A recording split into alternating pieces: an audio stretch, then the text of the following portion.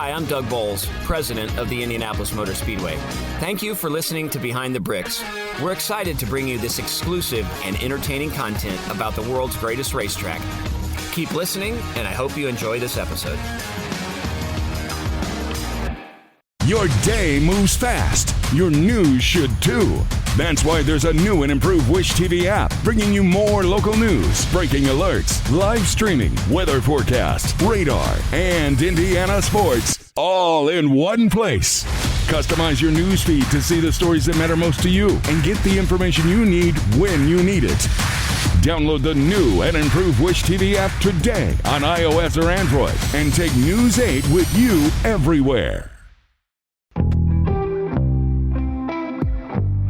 Hey, Indianapolis Motor Speedway fans, Doug Boles here with you for another episode of Behind the Bricks.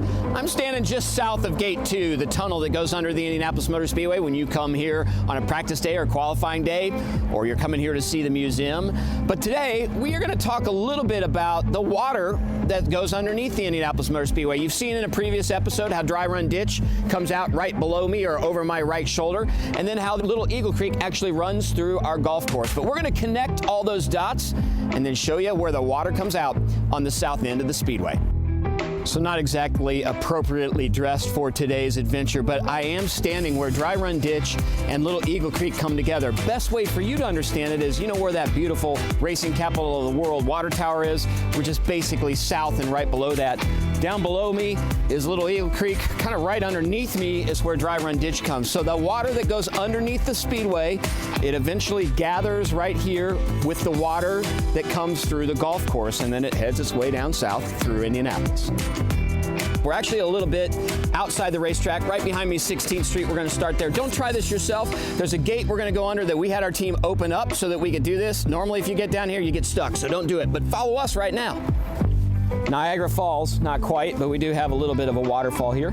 Right now, it's pretty dry. A little bit of water under here. So we're actually not right now going underneath 16th Street. But so far, looking around, no bricks. So don't come down here looking for bricks. I don't see any anywhere. Normally we lower this gate, keeps people from going in and out, life from going in and out here that doesn't need to be in here. Also blocks things up so we can clean it out before it heads down the creek when the water gets a little bit higher. That may or may not be a part of an old brick. So we'll hold on to that one. All right, for those of you that sit in South Vista, if you come in from Gate 1 or even Gate 2, you probably walk across this bridge that's right above me right now. So here in a minute, we're going to be right where we're looking at the grandstands, but the grandstands right now are up this way. This is a huge pedestrian way, leads to the walkover bridge that goes over Tunnel 2 for the vehicle traffic as people are walking east to west here inside the facility. Not sure I'd want to do this when the water was high and there was water coming out of that as well. Not exactly sure how deep this is going to get. Hopefully these waders don't have holes in them. So in the springtime, this water could get up where it's virtually over my shoulders for sure. That would be another part of an old Indianapolis Motor Speedway brick.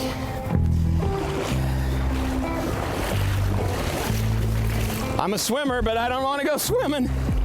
Dry Run Ditch comes from behind the grandstands, underneath the grandstands, and underneath Turn 1, buried in the road course inside Turn 1. This is actually where it exits. Really right at the point, you're at the 100 breaker marker for getting into the road course, so we're really still in the south short chute. It's a little bit more inviting than the last time I did this about a year ago from the other direction.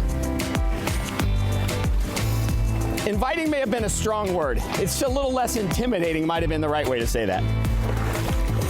Those smell pretty rough. So we're actually under the racetrack right now. So the racetrack goes right above us, the South Short Chute, and we're getting ready to go a little bit further in. And I don't know if you can see this on camera, but with the way the sunlight's coming in, there's this optical illusion that the water gets super, super deep because the ceiling is reflecting into the water. It feels like a cave, and it feels like we're going to go down 10 or 15 feet. I'm hoping that that's just an optical illusion. And then it looks like there's a whole bunch of steps in there. You guys see that? Must be the way the roofing is made. It's a nice drain that must be coming off of the racetrack. Now, last time I did this, I did it with my cell phone, and we had no light from the cell phone, so I'm going to try and see if this helps me. I actually brought a flashlight. So now we are probably no longer under the racetrack.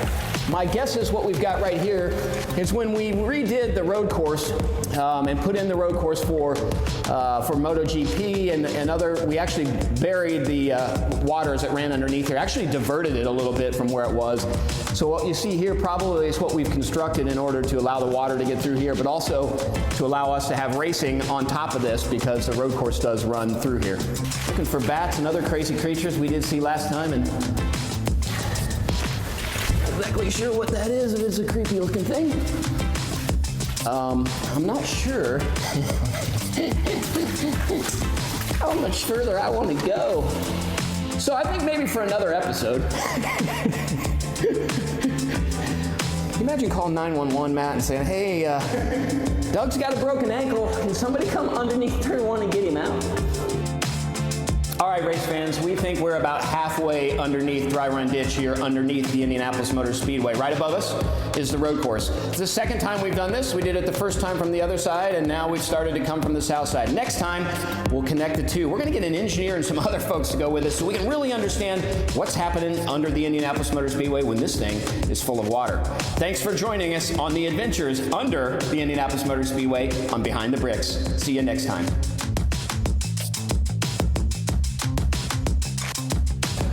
Look at this. This is like our version of stalactites and stalagmites. I don't know what those are. I wonder if we should touch one. Watch it be electric. Ooh, wow. That was creepy. Thank you, fans, for listening to this episode of Behind the Bricks. We look forward to bringing you more exciting content about the Indianapolis Motor Speedway soon.